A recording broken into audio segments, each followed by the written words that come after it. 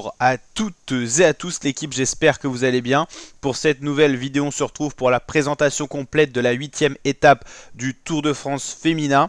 8e étape qui s'annonce être une ultime étape de montagne pour jouer notamment le classement général. Ça sera un parcours seulement de 111,9 km, en gros 110 km, entre Chambéry et Saint-François-Longchamp, le col de la Madeleine. Alors pour vous présenter ce parcours, ça sera 100% en Savoie. On va commencer dès le début de l'étape avec une montée de 13 km 2 à 6% de moyenne, le col de Plainpalais, col pas très connu mais tout de même en première catégorie qui est quand même assez difficile, pourcentage assez régulier et 6% de moyenne, c'est de belles pentes, c'est pas non plus des pentes ultra dures mais sur 13 km c'est assez fatigant pour fatiguer les organismes des différentes coureuses. Donc voilà, le col de Plainpalais, première catégorie, des points d'attribuer pour le maillot du meilleur grimpeur. Ensuite, il y aura, pour animer la course, le sprint intermédiaire dans la ville de Châteauneuf avec des points pour le maillot de meilleur sprinter. Ensuite, la côte de Saint-Georges-d'Urtière, 4 km 8 à 5,9% de moyenne. Et c'est surtout ce qui va nous intéresser, le col final, le col de la Madeleine, 18,6 km à 8% de moyenne. Col long et très dur, hors catégorie, c'est tout à fait logique. Donc on va dire que vraiment pour jouer le général, ça sera le col de la Madeleine. Le col de Plainpalais, ça sera trop tôt dans la journée pour le général. Par contre, c'est sûrement là où va se dessiner l'échappée matinale. Là, le sprint intermédiaire, intéressant à voir comment ça va être disputé pour les sprints du maillot vert. La côte de Saint-Georges-d'Urtière, pareil, trop loin de l'arrivée pour qu'il y ait déjà des attaques, il y a une descente et après de la plaine. Tout va jouer vraiment au classement général dans le col de la Madeleine. Alors il y a une possibilité, c'est qu'on ait une course pour une victoire d'étape avec des coureuses mal placées au général qui jouent la victoire d'étape et une deuxième course pour le général, ou alors peut-être que les coureuses du classement général, celles qui se sentiront en capacité de gagner ce Tour de France féminin, peut-être qu'elles voudront jouer la victoire d'étape sur cette étape qui semble être la plus dure et c'est peut-être pour frapper fort là où celle qui va gagner le Tour de France doit s'imposer pour mettre les points sur les i et les barres sur les t. Au niveau de l'itinéraire horaire, départ réel à 14 h de Chambéry pour une arrivée estimée selon la moyenne horaire entre 17h15 et 17h40. Voilà, avec donc une étape très importante. La dernière étape, ça sera la 9e étape et ça sera une étape beaucoup moins dure avec surtout pas de col final. Donc pour jouer les écarts au général, ça sera pas l'idéal. Donc vous l'avez compris, l'étape où devrait jouer ce classement général, c'est bel et bien l'étape 8 qui s'annonce être le juge de paix du classement général de ce Tour de France féminin 2025. Regardons un petit peu les résultats de la 7e étape. Donc à force de suivre ce Tour de France féminin, on commence à connaître les principaux protagonistes. Alors c'est le doublé en victoire d'étape de la française Maëva Skiban qui s'est imposée sur la 6e étape mais également la 7e étape.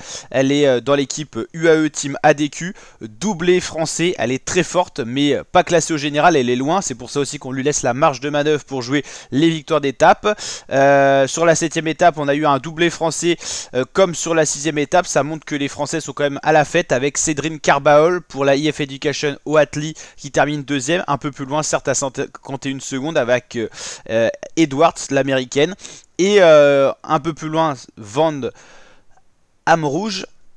Et ensuite le peloton des favorites avec Vloderzik, le Courpiénard qui a été lâché puis qui a réussi à réintégrer le peloton dans la descente.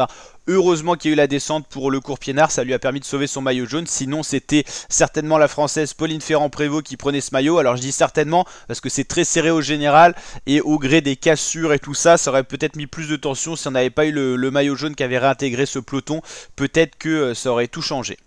Au niveau du classement général, alors j'actualise pour avoir vraiment le classement général à l'issue de l'étape 7. Le Courpiénard, on l'a dit, sauf son maillot jaune. Heureusement qu'il y a eu la descente, mais on le sait, sur l'étape de montagne, elle sera certainement un peu juste pour suivre le tempo. Pauline Ferrand-Prévot est vraiment le grand espoir pour jouer le classement général final. Elle n'a jamais participé au Tour de France Femmes, c'est son premier Tour de France Femmes. C'est une championne, elle est taillée pour la montagne, elle a le poids et tout ça pour. Maintenant on va voir si elle est capable de jouer la victoire. Elle qui est dans l'équipe Visma Light the Bike, c'est le même nom exactement que l'équipe masculine. Donc là c'est pas trop dur pour la Visma, je vous l'avoue. La polonaise Nevadoma Fine fait partie des grosses favorites pour remporter la victoire finale. Elle est dans l'équipe Canyon Spram Zonda Crypto. Elle, c'est vraiment une des grosses favorites. Il y a également la néerlandaise Vollering qui est une grosse favorite. Van der Breggen, Rouge Katker, un peu moins favorite. Cédrine Carbaol qui est encore placée au général. Gigante, Musique et Labousse. On a également beaucoup d'autres françaises dans ce général. 4 françaises dans le top 10, c'est vraiment la fête, j'ai envie de dire. Maëva Skiban qui est à 7 minutes hein, au général, pour ceux qui se demandaient, hein, elle qui est animatrice des échappées, elle est quand même assez loin au général, ce qui lui laisse une marge de manœuvre pour jouer les victoires d'étape, et c'est ce qui est quand même plutôt pas mal. Hein. Parlons de ce Tour de France féminin, il y a eu énormément d'abandons sur les premières étapes. Hein. Première étape, bon, un abandon c'est assez normal. La deuxième étape c'était quand même... il y a eu des hors-délais aussi, donc voilà. Mais en tout cas il y a eu 6 coureuses qui ont quitté la course.